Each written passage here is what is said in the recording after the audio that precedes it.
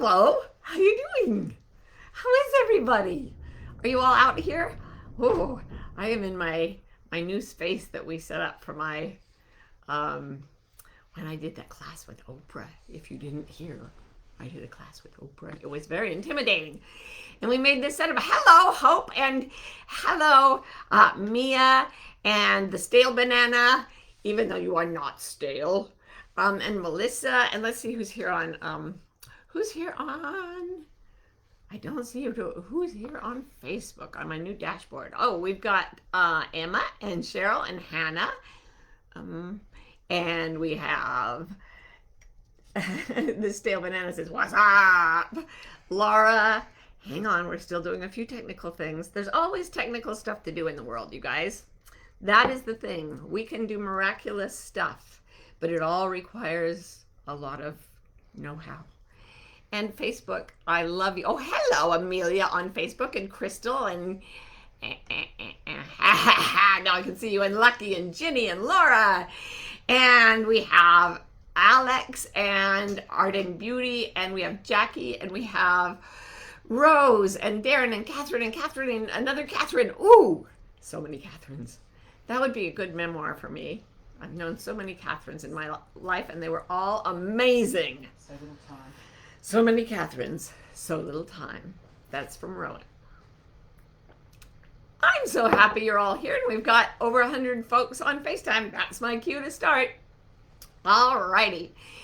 If you've been hanging in the last couple of weeks, you may remember that 2 weeks ago I talked about the 3 things that make our lives the most miserable in terms of causing pain in the body and anxiety in the soul. And they are self-criticism, worry, and pressure, especially pressure we put on ourselves to get things done. So as you know, I set out on a cleanse. And my first cleanse, which I announced last week, was to cleanse myself of self-criticism. And instead of criticizing myself, I decided I would step back when I noticed criticism happening and be aggressively kind to myself. Hardcore kindness. Some of you said it should be heartcore kindness, and that is so clever, and I wish I'd thought of it, but I didn't. So I'm gonna give that back to you and say, you go, you like rule the world with that. It's amazing. This week, oh, and I asked you how you were doing, and I hope some people will send in the chat maybe a thing like, yeah, I know I'm doing well with that. I have found it transformative, you guys. Like it is something I have to do deliberately. It never goes into just automatic mode, and there's a reason for this. I talk about it all the time. We have in the brain something called a negativity bias that makes us pay more attention to things that are dangerous or troubling or problematic, because that way we can clean them up, get away from them, do the things we have to do, which is fine unless you have a human brain that stores this negativity as a kind of system where it remembers the things that went wrong and imagines new things that could go wrong, and then starts telling stories about that scare us even more than the world around us. Okay. So self-criticism does that, and it can build up and build up and build up until you've got a dictator in your brain. And we talked last week about switching out the dictator with someone kind, with like, I don't know, Mary Poppins, someone firm and, sort of gonna keep us on a path to happiness, but really nice and takes us for adventures. So yeah, I've been doing that, and it has created so much less junk in my brain. I can almost not believe it. I really like to just sit. Adam, my son with Down syndrome, he's like, sometimes between his workouts and his hikes and the various things he does in his room and his playing his games, you'll find him just lying on his bed.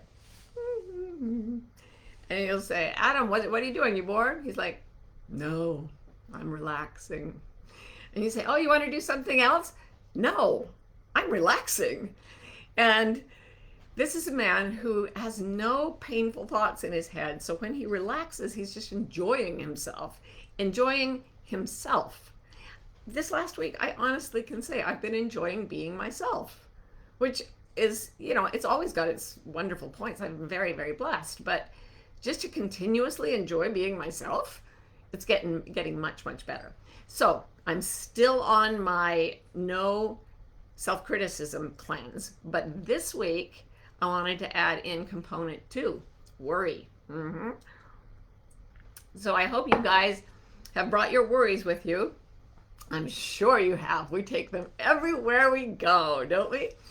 And we're going to have a little lesson on how to get out of the worried state, because the worried state, like the self-critical state, is not real. It is a product of a little bit of observation and a whole lot of imagination, plus the negativity bias. And it does not help. The vast majority of the worrying we do does not help anybody with anything. It doesn't even involve situations that are really going on. And what it does is it puts into the world one more extremely worried person. And God knows there are plenty of people right now who have really, really solid reasons to be worried. And in those cases, like as we look at the horrors that are going on, like all over the world, Ukraine is getting our attention right now, but there are plenty of places where people are under dire straits. And those people are in action, I promise you. And those of us watching are trying to help them, get to a safe place, get around safe people, find a way to make the system work better if you can. All these things that really require action, that's not worry. That's noticing a situation and then doing something about it.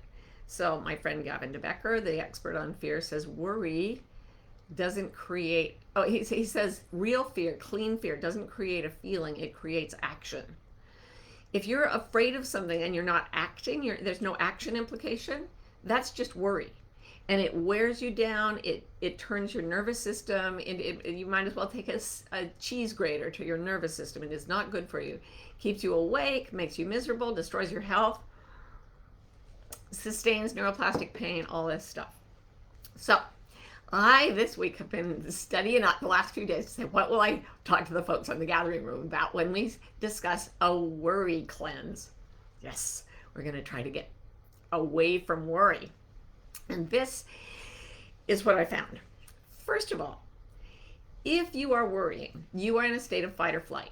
If you try to do anything creative or soothing or whatever from within a state of fight or flight, you won't succeed, because the fight or flight, this is the left side amygdala. I love to talk about this. As long as that's active and freaking out, the left side, I keep thinking the left side hippopotamus. The left side hypothalamus is going to go, okay, I've got to control this.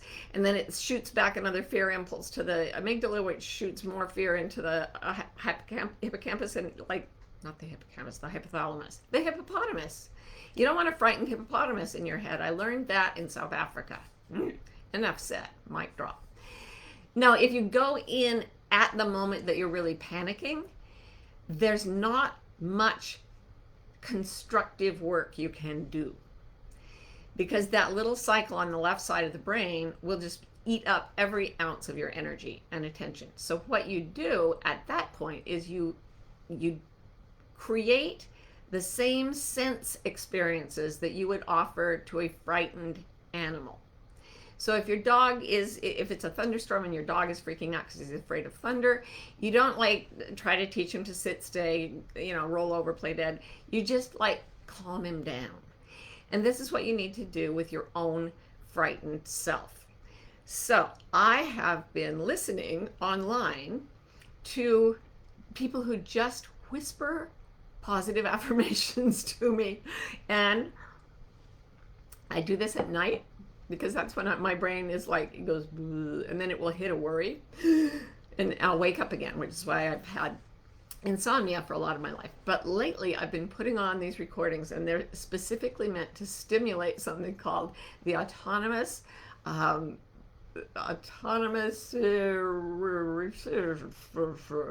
ASMR. And somebody's going to tell me what that means in a minute. I remember it's 4 words. Autonomous something.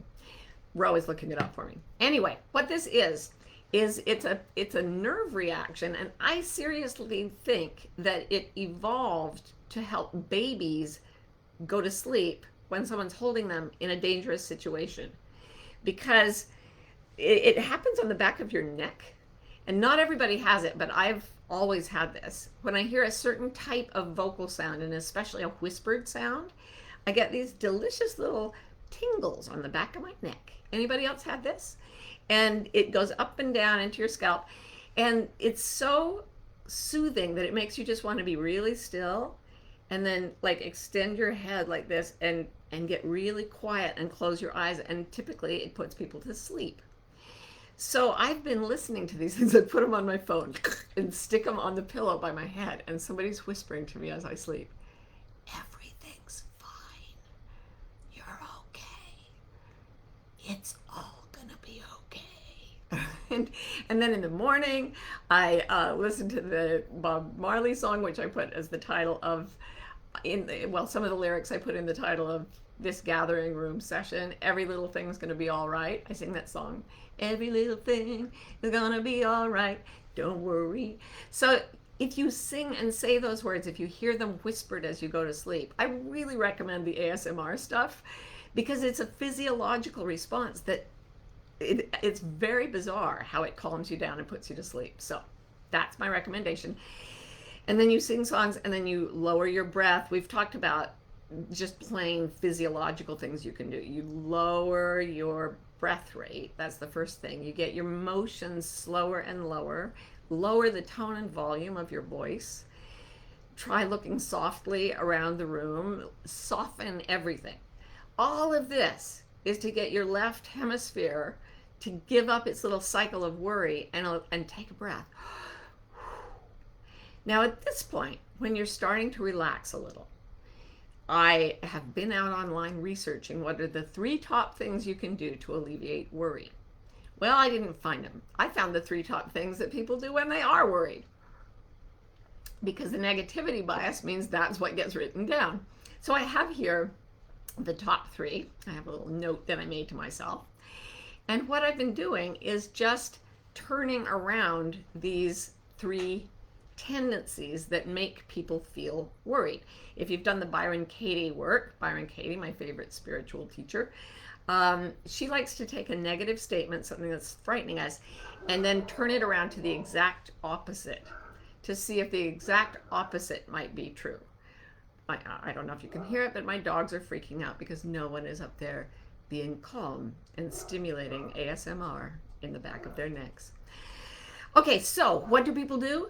Number 1, they anticipate problems. Oh my gosh, this could happen, this could happen, this could happen. And it could. Like infinite things could happen. And as we start to imagine them, we get better at imagining bells and whistles. I know someone who started out by imagining that her ex-boyfriend would be mad at her and ended up imagining that he might be part of some kind of organized crime that would take out a hit on her. Was he a part of organized crime? I sincerely doubt it. But she saw a TV show about organized crime and her ex-boyfriend fit into that category for her. So she started imagining and worried herself sick. So if you're anticipating a problem, it's probably not going to happen. As Roy Rogers said, worrying works because nothing I worry about ever happens. So instead of anticipating problems, if you find yourself anticipating a problem, don't just try to go to 0. Turn it around. Anticipate something wonderful. And this happens to me, like when I've been in the worst moments of my life, and I know a lot of people who have strongly resilient psychology, and they really do this. Something super bad happens, and the first thing they're thinking is, what if something wonderful comes out of this? Like I remember when I was pregnant with my son, and I was keeping all these notebooks because I was so panicked because he had Down syndrome and I didn't know what would happen to him. And I was writing down all these fears, but then I would also write down, but what if this takes me into a whole new life? What if there's a whole new realm?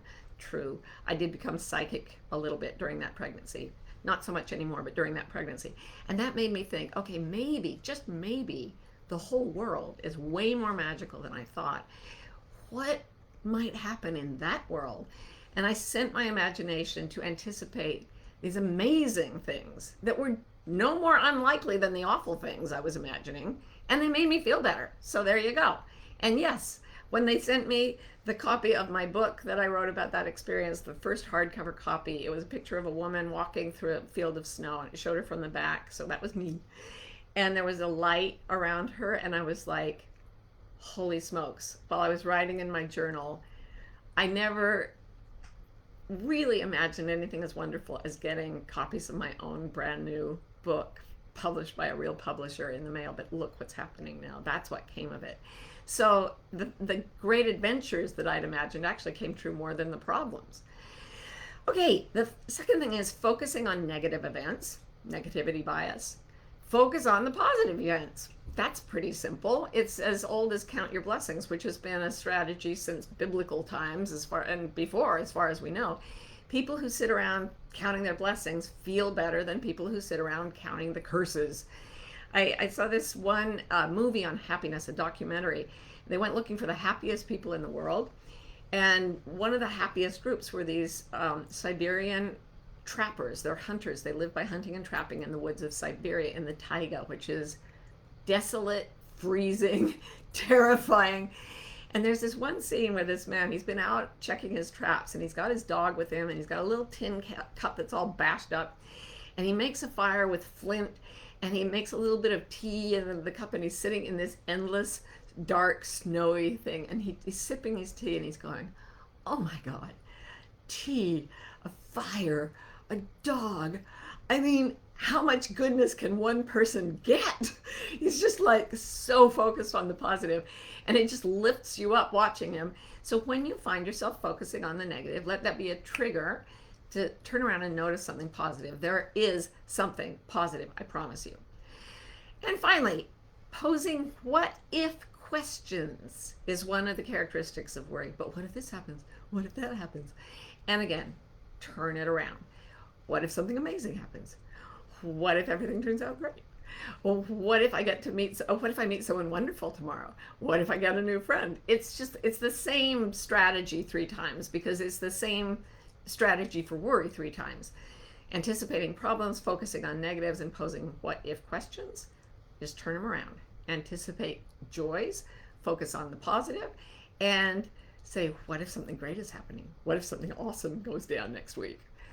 So I've been doing that for about 2 days, along with the ASMR. It's fine. You're okay. And it's working so far. And when it stops working, I just do it again. Just do it some more. I am determined. And some of you have questions, so here we go. Ha ha! All right, it's called the Autonomous Sensory Meridian Response. That's the ASMR, Autonomous Sensory Meridian Response. And oh, if you've never felt it tickle your neck, it's time, folks. Okay, so Marianne says, how can we tell the difference between a worry and our inner knowing? Wonderful question. Inner knowing, even when it tells us danger is in the room, makes us calm. And I have experienced this. I know it to be true. When I was in a car once that I was driving alone, and the car hydroplaned and started to twist. It was just floating on, this little film of water on the road. And it went across 3 or 4 lanes, just twirling, and I had no control of the car at all. And I got so incredibly calm. And I've talked to a lot of people who've been in accidents who got the same kind of calm, because when your instincts say danger is real, it has no time for worry. It says calm down, and it slowed down my brain. I saw this great study where they actually studied the way the brain slows down in danger by making these graduate students hold a number generator that was going very, very rapidly, so you couldn't really see it count 1, 2, 3, 4. You'd just see 1, 9, 7. And they would hold this and look at it, and then they would jump off a bungee jump platform. And as they went down, plummeting through space, everything slowed, and they could read each number as it came up.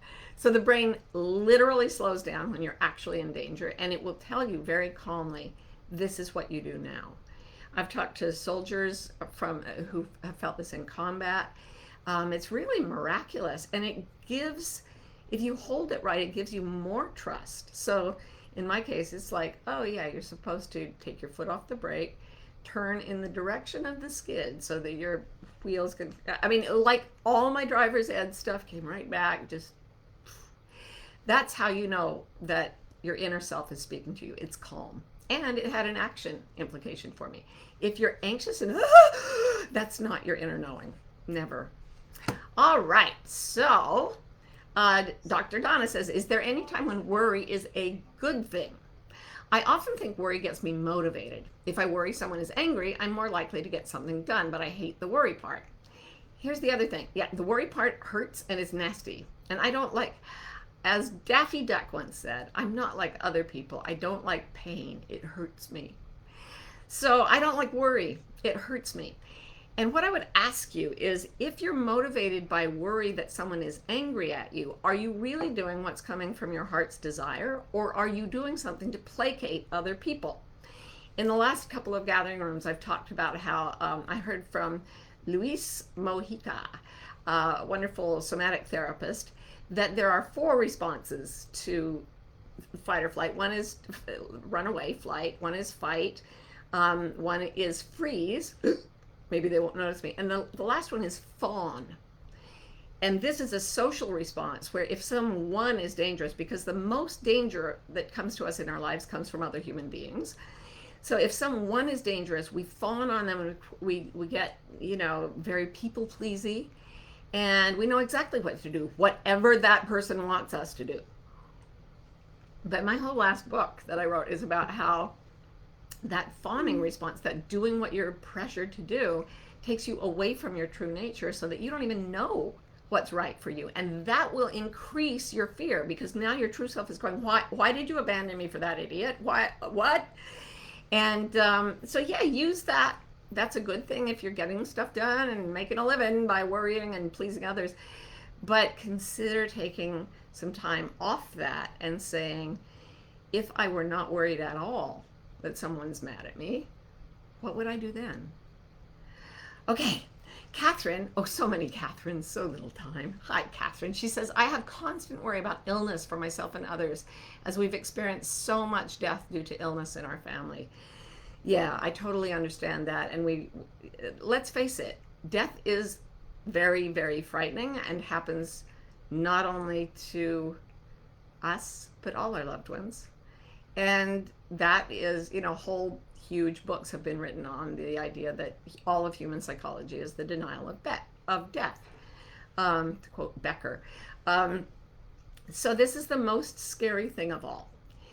But, okay, so fear of illness, okay, does it make you wash your hands? Does it make you wear a mask? Does it make you stay away from, places that are where you're sure to get infected? Good then. That's active, proactive self-protection. But constant worry about illness is itself a kind of illness. It causes suffering, it reduces your immune responses, and it can help you get sick. Now you're worried about that. See, it works in a spiral. So first thing, Catherine, with illness, as with anything else, that's just the particular form your worry is taking right now. It's anticipating problems, and the ones it sees lately, it's been illness in your family and death, pandemic, all of that. It's been focusing on the negative events that have been happening. How many days have you not been sick? And it's been posing what if questions. What if I get sick? So try turning it around. Anticipate health. What would it be like if you were healthy? Look at the parts of your body that are healthy. I do that sometimes when I feel a bit bashed up and I have fibromyalgia. I'm like, yeah, but my nose is fine today. And then if my nose gets an infection, I'll be like, yeah, but my big toes are doing well. And just focusing positive attention on health is a way to increase health. Whatever we focus on with our attention tends to grow in the brain. And what grows in the brain works with the whole body-mind system and can help affect our health as well. So try just calming your nervous system first. Remember that part.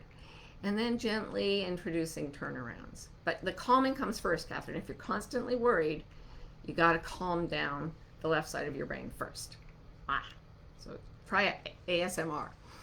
Stacy says, hi, thank you for sharing your gifts with, thank you.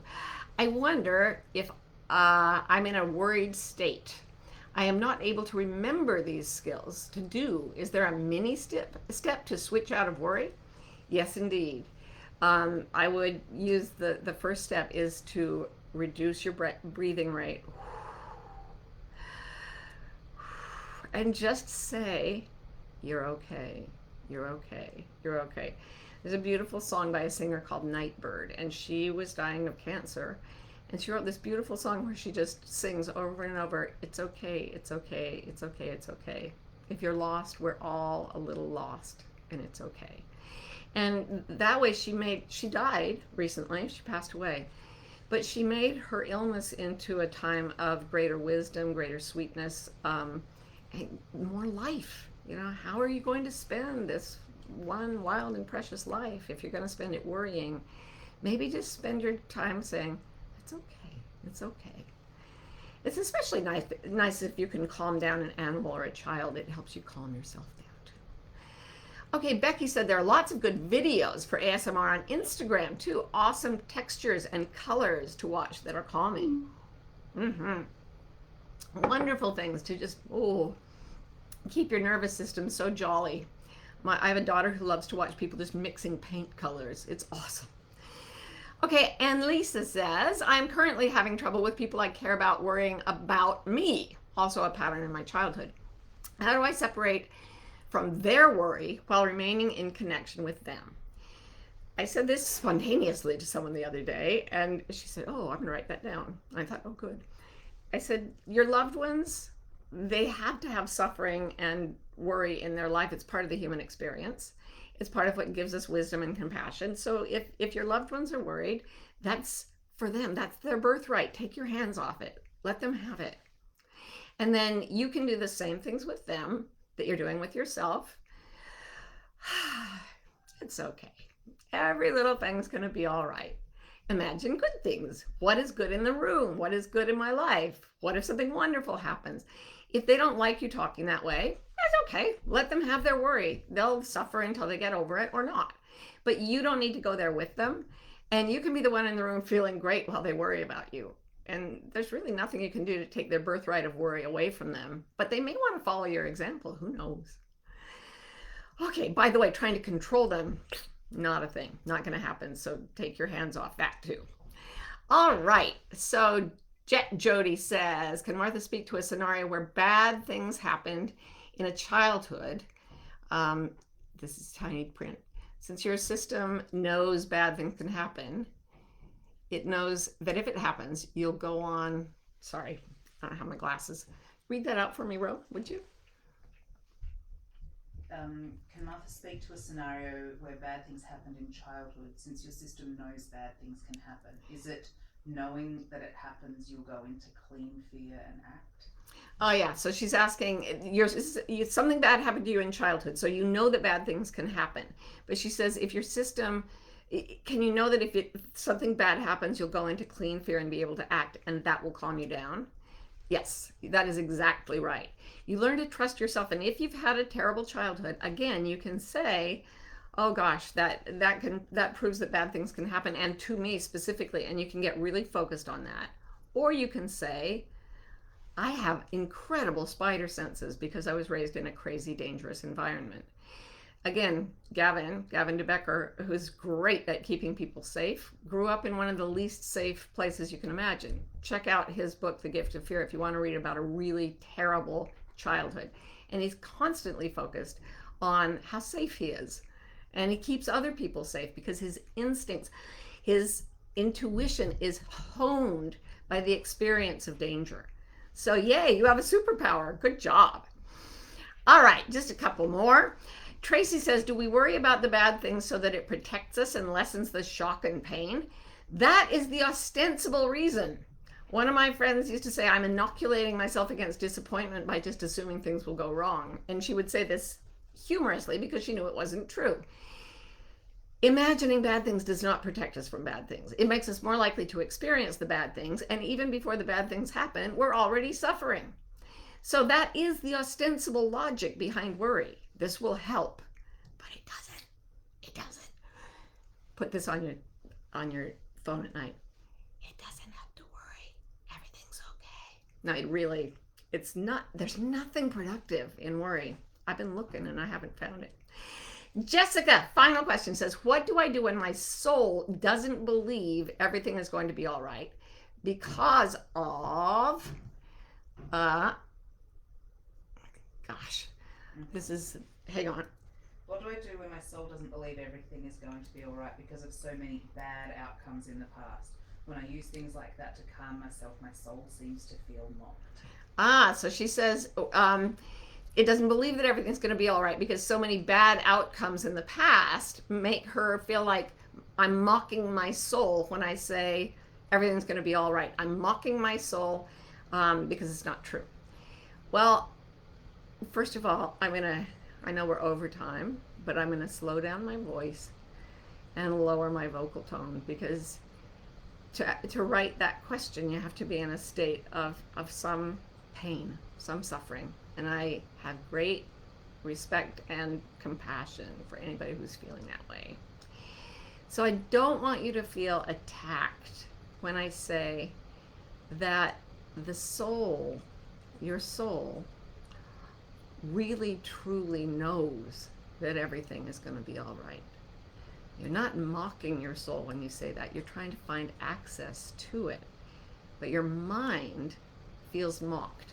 The soul is so powerful and universal that it does not worry about being mocked. You can't mock the soul. It will just say, oh, sweetheart, I see you, I love you. But the ego feels mocked very easily. The mind, the calculating left side of the brain that's trying to make everything okay. So that's the part that might be getting a little bit like, how dare you? And that's okay. That's great. It's that you've got a really, really vigilant control brain going on there. But keep breathing slowly and keep being kind to the part of yourself that is frightened and that says, how dare you mock me with your everything is going to be all right. Just gently, kindly, hardcore kindness to that part of yourself. Because everything that is going to be all right at the end of the day when we die, I mean, I could be wrong, but I really believe that either we will go into blissful non-existence or we will go into the blissful permanent existence that we have always been, even during this brief sojourn in these bodies that change day to day. We're never the same day to day, our bodies, but our souls, they've always been okay. They always will be okay. And every little thing's going to be all right. So thank you guys a million times for coming today. I love hanging out with you. Thanks for putting up with my technical issues today. And do a worry cleanse this week.